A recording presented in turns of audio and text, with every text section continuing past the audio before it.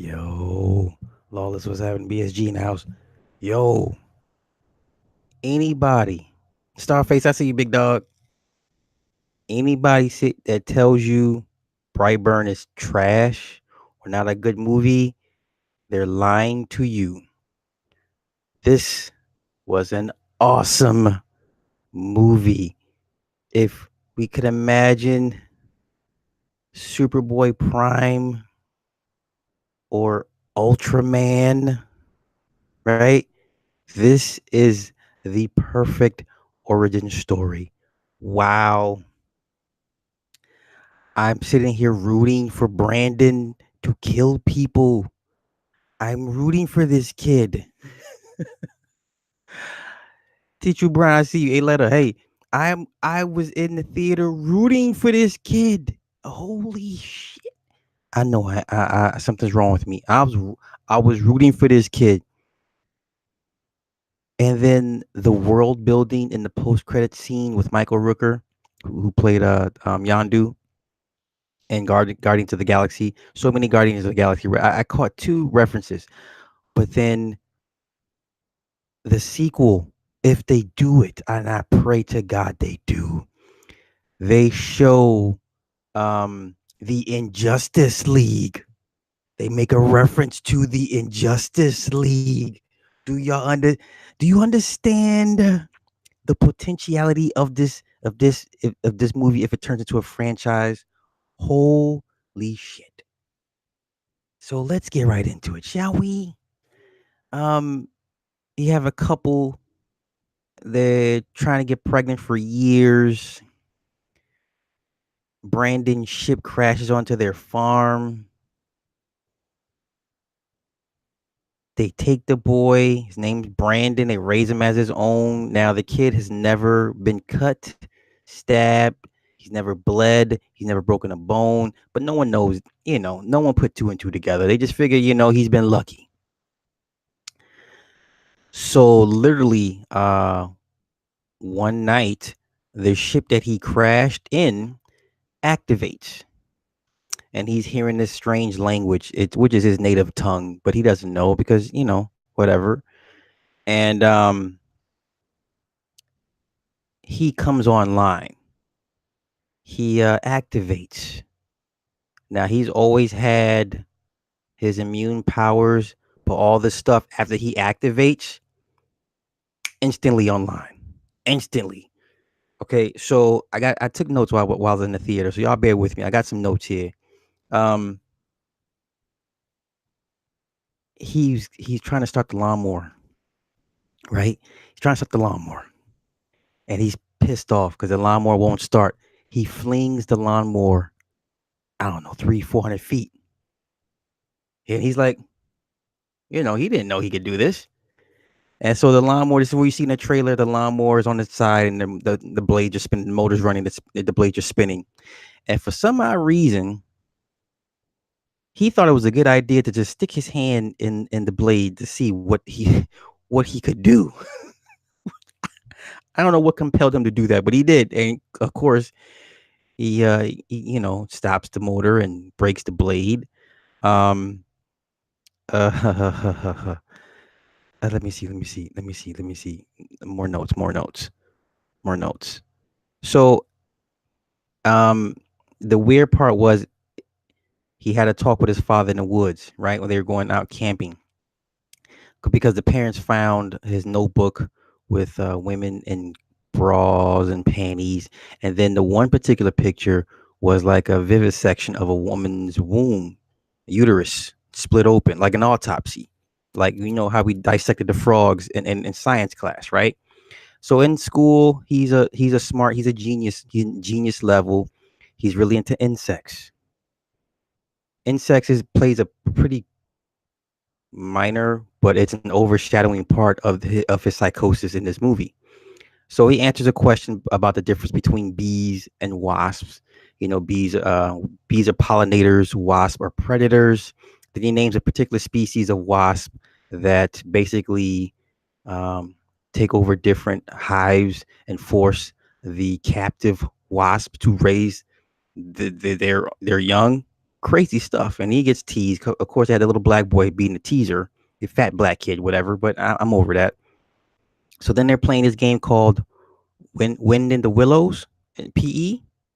He likes the one girl, right? And the one girl, she likes him too, right? Kind of, sort of.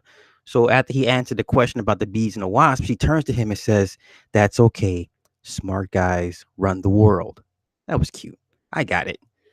So they're doing the game. They're doing the activity, the Wind in the Willows, right? Okay, I'm jumping parts. I'm sorry. I'm sorry. So as he starts to discover what he can and can't do, the little girl he liked, after the talk with his father in the woods about puberty and stuff, and he was like, it's okay to, sometimes to play with your penis, whatever. And he's like, oh, okay, because he's just so nonchalant and just so naive to everything. And he said, it's, you're gonna have feelings about girls. I was the same way as a kid, whatever. And he's like, well, can you start now? And he's like, yeah, you can start now. So that following night, because the kid can fly at this point, he goes to the little girl's room. Oh, it's a creepy scene, right? So the little girl's laptop is playing this crazy country song, right? Out of her sleep. She goes up to the laptop, closes the top, and you can see the wind and him, because his kid's quick as hell, right? And then the laptop opens up again mysteriously, and the same music is playing. So now the girl's all freaked out. So she goes back to close the laptop again. She's scared as shit. The window's open. She sees a curtain blowing and she sees Brandon for a split second. And then she calls her mom. The mom comes in. She's like, shit, there's someone in here. And mind you, her room is on the second floor, right? Mom comes in there and she's like, baby, there's nobody here, right? And she's like, well, who did you see? It was Brandon Breyer. The BB's Brandon Breyer. Brightburn, Kansas is a city in, oh, it's my brother. Fuck. I gotta put bro on hold for this review. Brightburn, Kansas. Brandon Breyer, the BB sign you see all in this, and he has this a fixation for writing the BB, which also is the Bluetooth sign as well too. Bluetooth for all you junkies out there, whatever. Um, so then there's one scene in his birthday. This all takes place right around his birthday, puberty thing, right? When his after the ship activates his powers or whatever, the uncle gives him a BB, gives him a 22 rifle. The dad's like, no rifles, whatever. And Brandy's like, well, I want it, give it to me. And dad's like, no, I'm not gonna give it to you. And then Brandon pounds the table, and then all the screens go flicker in and out. So this kid has electrical interference when he's around electrical devices, right? And they get into it. They leave. Okay. So then this is when after um the waitress sees all this in the restaurant. The waitress is the little girl's mother. This is a key point. This is key. I'm gonna get back to the waitress in a little bit. So the little girl's like, yeah, it was Brandon Breyer. So the mother, the waitress, is automatically don't like the kid. It just whatever she didn't like about him, she didn't like him times 100. So they're doing fast forward. They're doing the activity willow in the woods, or wind in the willows or something. It's the trust exercise, right? So it's Brandon's turn, and then they're passing the kid around, and she's just like, ew. She doesn't want to touch him. She doesn't want to push him back. So they push him back. She doesn't catch him. He falls to the ground, and the coach is like, hey, you know, pick him, give him a hand, pick him up. And she's like, no, he's a pervert. And he says, liar. And he gives her that look. We're like, oh, here it comes. This is the scene everyone's talking about. But there's part of the scene they didn't show you in the trailer. So he grabs her hand and he begins to squeeze her hand. And then you can see her hand getting squished, squished or squazzed, whatever. He's squeezing the hell out of her hand. You can hear the bones breaking, and she's like, ah. And then he jacks her wrist. So not only is he's crushing the bones in her hand, he breaks her wrist, and you see the break. They didn't show that. They didn't show that in the trailer. Horrific. I'm like, God damn, this kid's a savage. I'm like, I like this kid already. I like this kid. I'm like, okay, let's go, Brandon. Let's go. Team Brandon. Okay, so They're in the office. The mother's like, she wants the kid expelled. She wants the sheriff to arrest him. The sheriff's like, "This not gonna happen." And, they're gonna suspend him for 2 days. The funny part is the school counselor is his auntie, Mara, which is his adoptive mother's sister, right? Blood sister. So he has to go to counseling after he's done being suspended, and then she has to file a report to the sheriff. We'll get back to that in a minute. Okay. Where are my notes? Where are my notes? Where are my notes? Where are my notes? My notes. My notes. My notes. Okay. So he comes. So Brandon goes back to the girl's room. She's in the cast and everything. He has flowers. He's like, "Look." Oh, before I get to that part, he has to talk with his mother. The mother's like, "You're special, right? Um, we tried for so long, and you came to us." And he's like, "You mean like I'm superior?" It's one thing to tell a kid they're special. You can tell a kid they're superior, but when they can physically see and do things to reinforce the superiority belief, instantly the kid knew, like, I can take over this. So over the course of him, at night, the ship activates. The native tongue language is speaking to him. He starts to translate. He translates, the first word is take, right? And he eventually learns the rest of the saying. It is a repeated phrase. It's basically take the world. Okay, take the world, take the world, take the world. Now that can mean a whole bunch of things, but to a 12-year-old kid with superpowers, I guess to him that means take over the whole goddamn world by force. Okay, right? So um he goes to the ship. He actually goes to the ship twice. The first time he's sleepwalking, right? Second time he goes to the ship. He breaks the chain. The ship is basically streaming its consciousness through him, and he's, whatever the case may be, he's levitating. The mother finds him, sees him, and she grabs him, whatever. That's when she tells him, "Hey, you're special, and you're from another place, and you came to us." And he's like, "You," and then he flips out. He's like, "You lied to me, you lied to me, you lied to me, blah, blah, blah, blah, blah, blah, blah, blah, blah." Okay. So then he goes to the little girl's room. He says, "Hey, um, I'm special, and I want to tell you that I'm special, and that one day the world will see how special I am." She's like, "My mom said I can't talk to you. You can't be here." Right? He leaves her the flowers. Oh, he says, "Yeah, yeah." She says, "Yeah, my mom said I can't talk to you." He said, "I'll fix that." "O- Okay. This is the scene in the trailer where he attacks the waitress. It's her mother. So we go to we go to the cafe, or the diner where she works, counting the money, whatever. And then she turns around, you see all the BB symbols all on the window. She's like, "Who's doing this? Who's doing this?" And she looks, and there's electrical interference, and then the light bulbs from the top shatter and fall on top of her. She has a piece of glass in her eye. Oh my god. So she pulls the glass out of her eye. She has blood in her left eye. She can't see. So when they show her vision, the left eye is bloody, blurry, and then you see her clear vision, the right eye, and then you see him in the right and in the left bloody vision. So she's like looking to look, and she sees him, but he's in the left side of her vision. He's got this mask. He got this crazy mask he made. His little crazy outfit he made, right? Because in his notebook, he's got he draws everything that he's done or doing, or how he sees himself moving forward, right?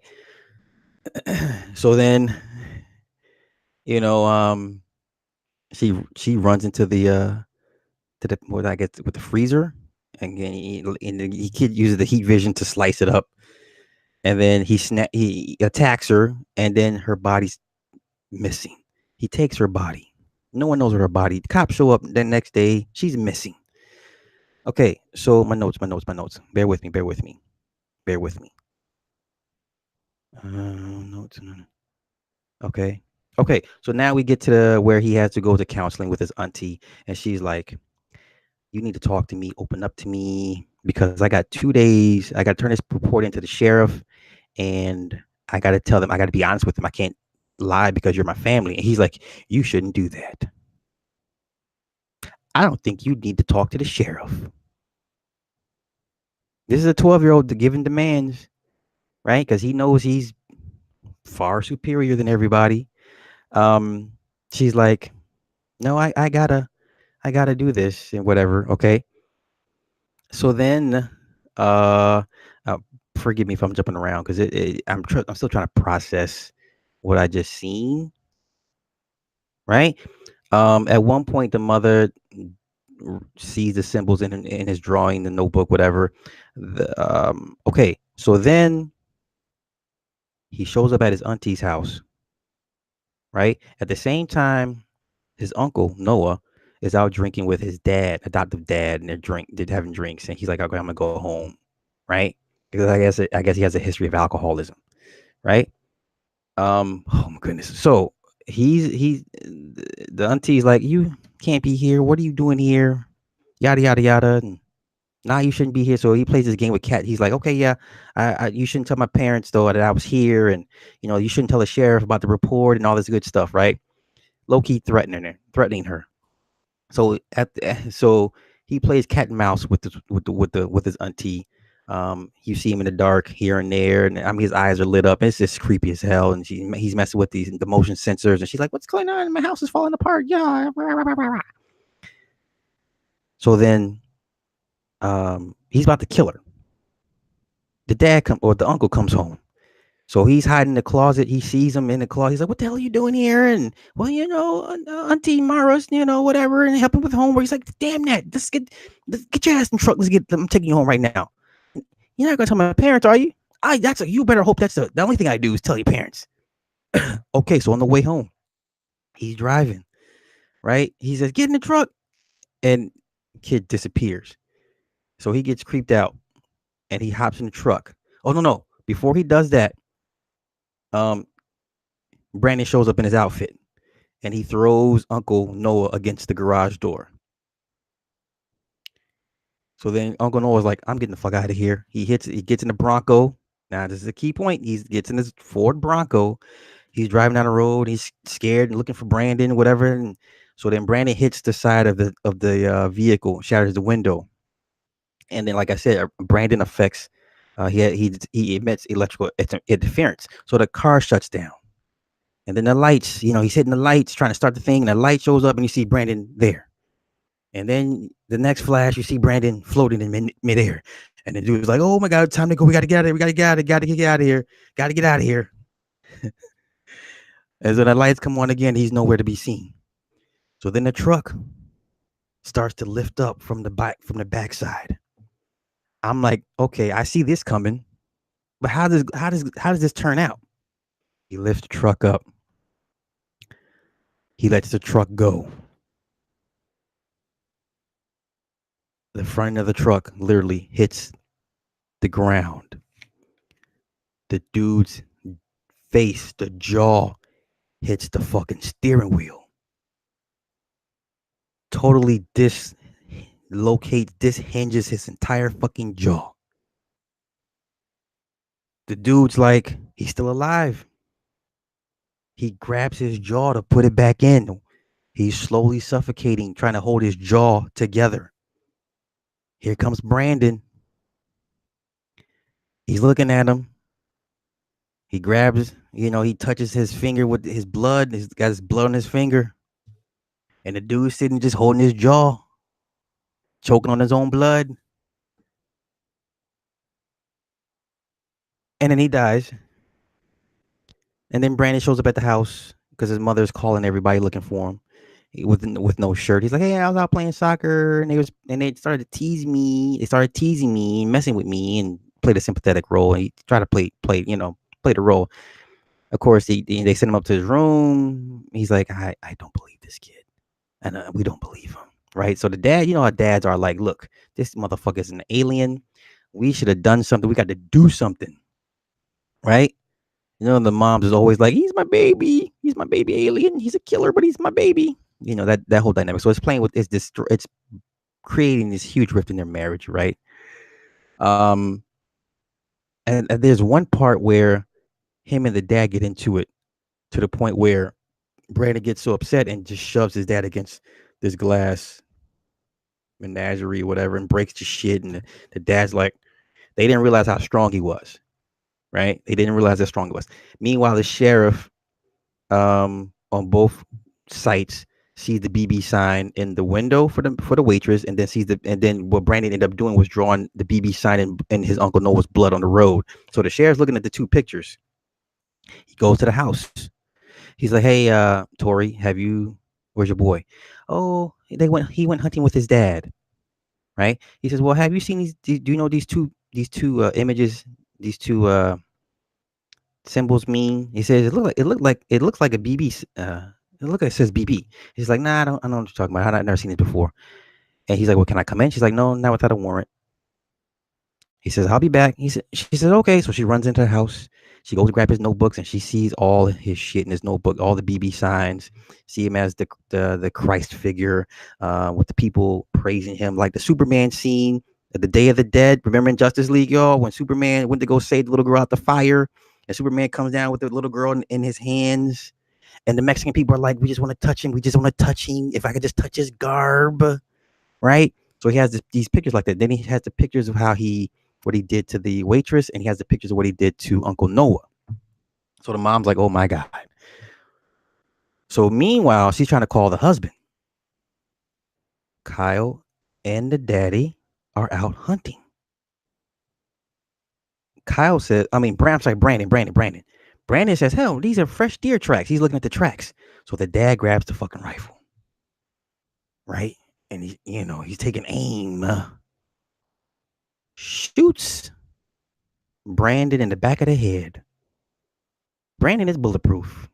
Well, I be goddamn. Well, we knew, but Dad's like, "Oh shit," and Brandon's like, "What the fuck just happened, nigga? Did you just shoot me?" Gave him that look, and then Dad's like, "Oh shit, oh man." So he, decocks it, tries to put in another round. It's a single bolt action rifle, and so he's running.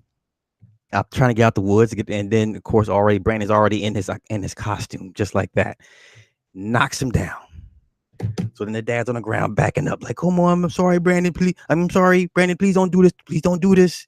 Please don't do this. Please don't kill me. Please don't kill me." Brandon grabs his dad and uses his heat vision, shoots his dad directly in the fucking eyes, burns the shit out of his fucking skull. The shit shoots out the back of his fucking skull. Amazing. Just like when Superman gave Doomsday that lobotomy. Yeah, homie just cooked the back of his head, killed the dad. It was beautiful. I'm sitting here like, yes. I'm telling y'all right now, this is the closest y'all ever gonna get to a Superboy Prime or an Ultraman movie. This is it. DC will never do this. Even though people have been clamoring for decades for an evil Superman, it had not DC and Kevin Sugihara had fucked with Zack Snyder's original trilogy vision, we would have had the evil Superman. But no, this is the closest you're gonna get to an evil Superman. Okay, moving forward. The mother calls the husband. She's like, "Oh my God, baby, you were right. I found the drawings and the signs. The sheriff came and said he has something to do with it. Baby, baby." And then on the other line is like, "Hi, Mom." Uh-oh. And Mom's like, "Where's your dad?" "He's gone." "Gone where?" "You know where. He's gone." "Where are you?" "I'm home, Mom." Mind you, this motherfucker he's floating in the air, looking down at the house. He crushes the phone. So he's tearing the house up. The mother calls 911. This is the scene in the trailer when she's underneath the countertop, whatever the counter, and he's just running through he's flying through the house, just tearing shit up because he's so upset right now. The sheriff and the deputy show up. The sheriff is the brother, okay, and he's tearing up the house. They pull up and the house is in shambles. They're like, "What the hell's going on?" And he's like, "Ma'am, Tori, come on out. Come follow the sound of my voice." And then they get to the door. Sheriff comes to the door. He's at the door. And then here comes Brandon. He I don't know what he speared him, and then you see this blood trail against the post, and then towards the fence. So the sheriff is done. He's done.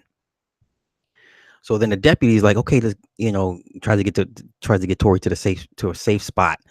Tori goes to hide under the bed. While Tori is hiding under the bed in the foreground shot. In the background, you see the deputy getting bounced up and down, right off the ground and up to the ceiling. You know how you basically she's getting bounced around like a basketball. I mean, he's beating her to death. Bounce her up and down like this, literally up and down, right? Throws her body in front of Tori underneath the bed. And she's like, she's still alive, barely. She's all busted up and she's bleeding. Then she dies. Awesome. I was loving it. So then you see Brandon floating towards the bed. His eyes are lit up. And then he looks under the bed. She's not there. She's outside of the window. She's out. She's literally hanging off the second story window. She falls down. She cuts her hand. In the prior scene, I forgot to mention the steel from the ship that he came to Earth in is the only thing that can hurt him. The metal, for some odd reason, can hurt Brandon. He had cut himself on the ship the second time, right? He said, "Yeah, it cut me." So she cuts her hand in the same spot he did. She remembers the ship, so she runs to the barn, goes to the ship. She turns the ship on. The lights come on, and then there towards the wall, you see the body of the missing waitress, literally split open like a. He did an autopsy on the waitress, split her open, the womb, like Jack the Ripper. That's the best way I can describe it. He Jack the Ripper the waitress. It's just the mom's like, oh my God. So the mom grabs a piece of metal, puts it in her back pocket. She's like, okay, Brandon, come on out, baby. Brandon, come on out. Mom's here. And they play the whistle game, right?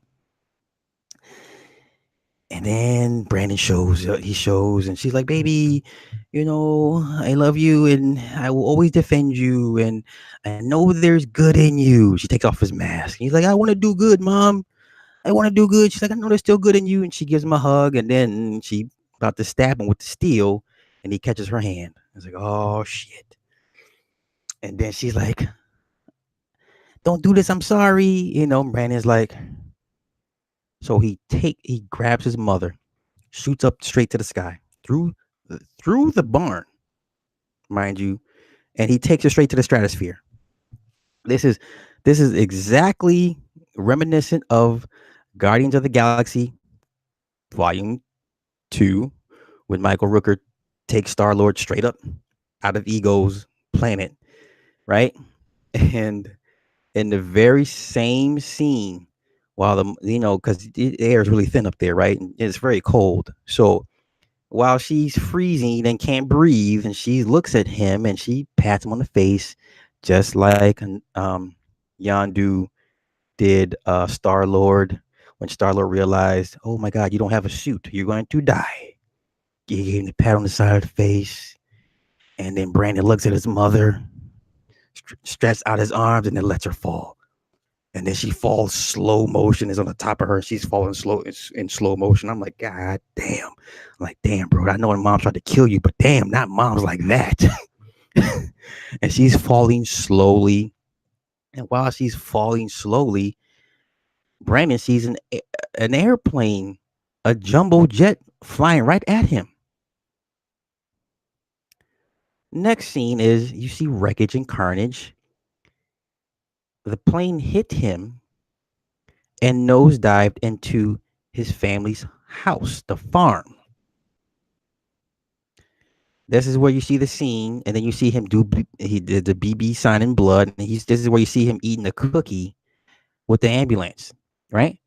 And then the news report says investigators are still trying to figure out what caused the plane to do such a nosedive and crash straight into the farm, killing both of his parents. The only survivor of the crash is 12-year-old Brandon Breyer.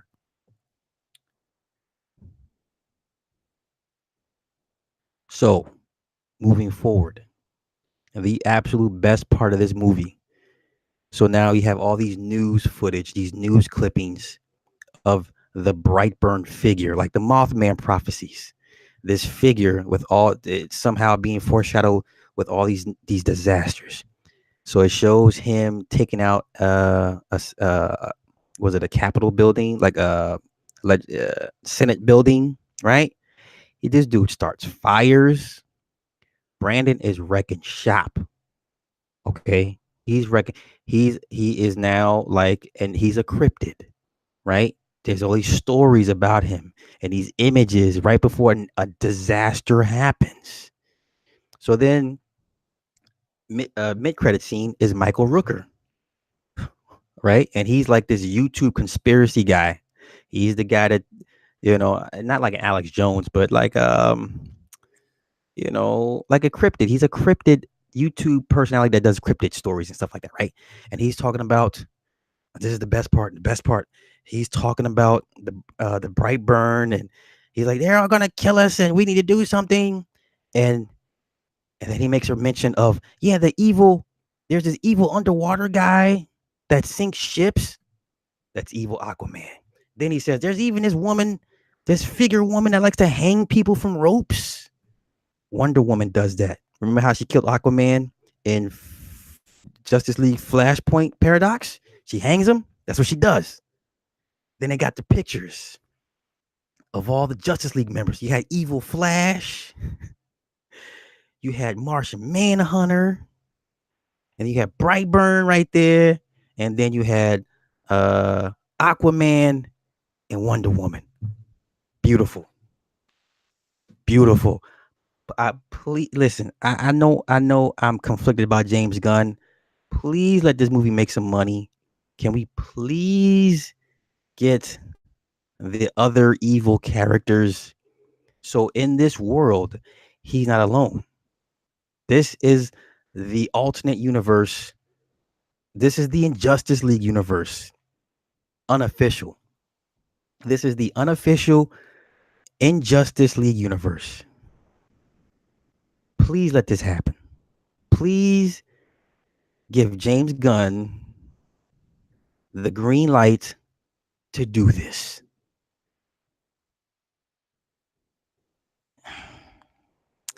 Unfortunately, this movie's going to get killed by Aladdin this weekend. It's going to get killed. Listen, I've already seen the tracking numbers. It's going to get killed. But, y'all, this is the best chance we got to get anything Injustice League related. Please go watch this movie. Please go see this movie. We need this. We need this. We need this. All right. The Warner Brothers not gonna give it to us. We need Screen Gems and Lionsgate and everybody associated with this movie. Please let this happen. Ryan, there was no Legion of Doom. God damn it. But this Injustice League shit, I'm with this. There was no Batman mentioned. No, these are all just super beings. Okay. So that was pretty much it. I loved it. Like I said, I was rooting for Brandon to kill people. This is what I wanted. This is the best. This the best it's gonna get, y'all. So do not, do not feed into negative reviews about this. This movie was the shit. Damn all that. If you ever wanted to see a possible what an evil young Clark Kent could be, this is it. You got teen angst. You got a super powered being. This is not, and people kept saying, well, it's like Chronicle. It's like Chronicle. It's like Chronicle. Yeah, but it's not. I can see where you can go with that, but no. And people are like, well, this could be the sequel that we didn't know about. Now listen, and I love Chronicle. I hate that it didn't do it. Josh Trank fucked it up with the Fantastic Four reboot and got kicked off his own goddamn movie, and he went into depression and drugs and shit because he had a bright future. And we never will probably never get the Chronicle 2 sequel that we've been wanting for, But if you put that kid, Dane DeHaan's character Chronicle against Brightburn, stop. But I'm gonna go see this again. Saturday. This was lit, lit, lit, lit. Go see Brightburn. Lit, lit, lit. That is my movie review.